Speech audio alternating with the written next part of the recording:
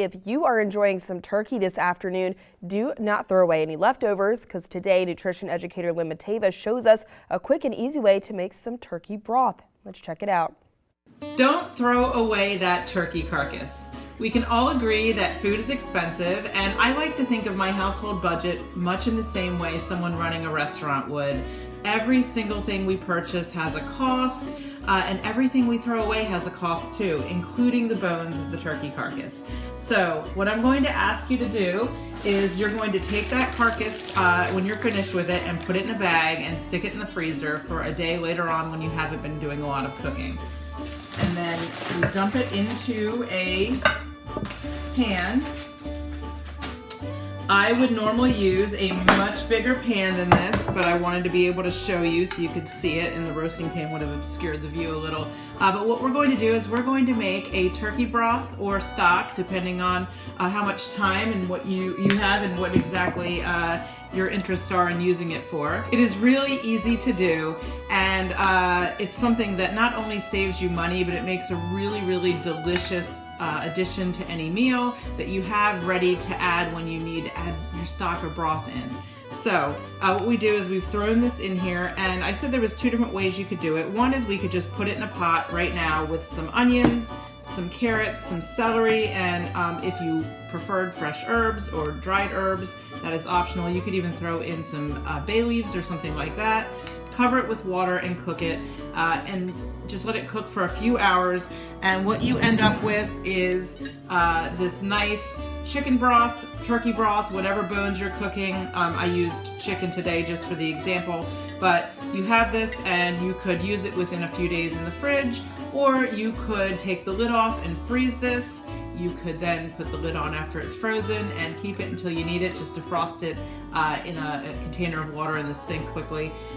You could also freeze it in smaller portions, and if you have pressure canning equipment, of course, you could also can this for long-term shelf storage. And this is just a great thing for making soups, pot pies, whatever. I like to also do something a little bit more special with this. So what I do is I throw all of these things into the pan. Carrots, celery, I'm not even bothering, so it doesn't matter how pretty these are. I'm not bothering to cut them or arrange them in a pretty way.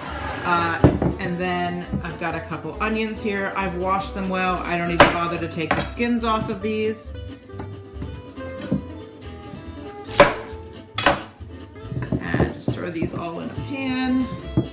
Drizzle just the vegetables really with a little bit of olive oil or your cooking oil of choice. The chicken still has plenty of fat in it. It really doesn't need any extra. And then I might do a little bit of pepper in here. You could do this later in the stock as well. I tend to think that our birds today usually are filled with some sort of solution, so they have some salt added to them already. I'm not going to even add salt to this.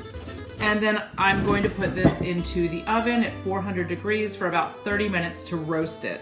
So what I have here on this one, pull out something so I can kind of touch these pieces and show you. We've got this really caramelized onion in here. All the vegetables are nice and caramelized. The bird carcass has gotten nice and rich. And then this is going to go into a stock pot, and I'm going to throw in my herbs and cover it with water and let it cook for several hours. If you are not wanting to stand over this all day and keep adding water to it, skimming the foam off the top, those sort of things, because you will have to do that periodically. But when you've roasted them, what we end up with is this. So it's a really deep, rich color that we get out of our stock. And this is something that just really makes amazing sauces and gravies, and I even think it makes really delicious soups. It just adds a little something extra to it because it's just so much more flavor. But nothing wrong with either of these. They're both great things that we can use in our cooking. And then we've saved money of buying broth from the store. I tend to think these have more flavor. And again, we've controlled the salt because we did not add any extra sodium in here, so that's also an added bonus. Some other great things about making broth or stock from your carcass is that they're very high in protein, mainly collagen. There's a lot of collagen in there. There's a lot of amino acids. And then there's lots of minerals that are in here, such as calcium and iron, manganese, and potassium. And they are all going to just be something that helps boost your nutrient and mineral intake. And when you're feeling sick especially, I feel like this is just a little bit extra love that you can add to making some soup for your family. But it's great for throughout the winter months. You'll be able to make soups and pot pies and add all sorts of flavor without extra sodium and fat. So I hope you try this recipe, and if you do, let us know how it turned out.